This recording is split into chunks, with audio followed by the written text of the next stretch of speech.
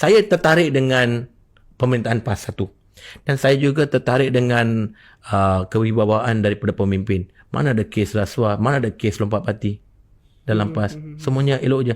Nah, contoh saya bagi contoh terbaik saya mewakili DHPP. Saudara saya, orang ahli keluarga saya pun tanya, kau dah sunat ke belum?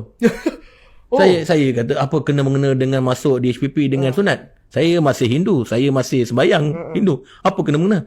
Saya dengar macam ni. Saya dengar ni cerita. Saya punya solusi senang saja. Saya bawa mereka pergi Terengganu, Kelantan, Kedah. Jalan-jalan je kan. Tengok je terpanjat. Sedapnya makanan Terengganu. Sedapnya makanan Kelantan. Okey, orang-orangnya baik, sangat soft. Saya kata ini kerajaan PAS. Tak kenal maka tak cinta. Tapi macam mana kau boleh cakap macam ni? Member cakap macam ni lah, member cakap macam ni. Kau kena sendiri tengok. Jangan terikut-ikut. Tak semestinya semua yang kau nampak social media ni semuanya jahat. Ada yang tak faham. Yang faham tu tak cakap. Yang saja nak buat cerita-cerita tu dia menggunakan perkataan-perkataan yang kasar supaya dia akan mencederakan emosi. Tapi dalam DHP sendiri kita boleh nampak dia a different type of Indian sekarang. Contohnya, macam contoh dia dalam cara pemikiran. Okey, macam saya ambil saya sebagai contoh. Saya sebelum ni pun takut dengan PAS. Okey, menarik. Pasal semasa saya berada dalam parti lain, saya masuk politik masa umur saya 20. Sebelum ni parti apa? MIC. Umur saya 24 masuk MIC.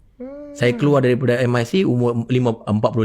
Sekarang saya so ada banyak benda kami didoktrin di mana PAS ekstrim.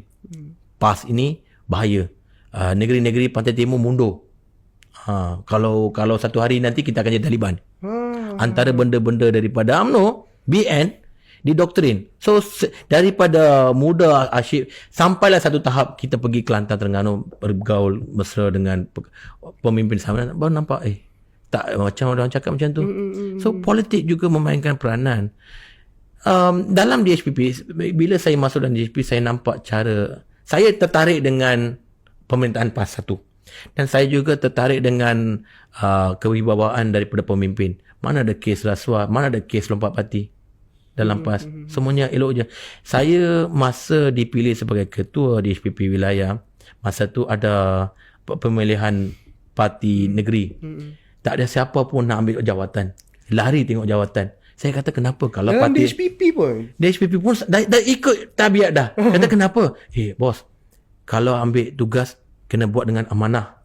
Kalau tak bahaya. Elok bagi kepada orang yang sesuai. Itu antara nilai-nilai. Kami ambil nilai-nilai yang ada baik, yang murni dalam Islam, kami pakai. Kita terapkan dalam kehidupan kami.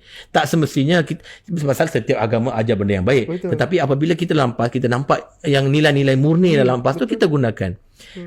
You tak tahun ni tahun ke-7 saya nak puasa. Sebulan. Ramadan tahun ke-7. Menarik. Seperti mana yang orang kata tadi, kalau you nak kenal satu benda, you kena melibatkan diri. Saya tak pernah lepas puasa.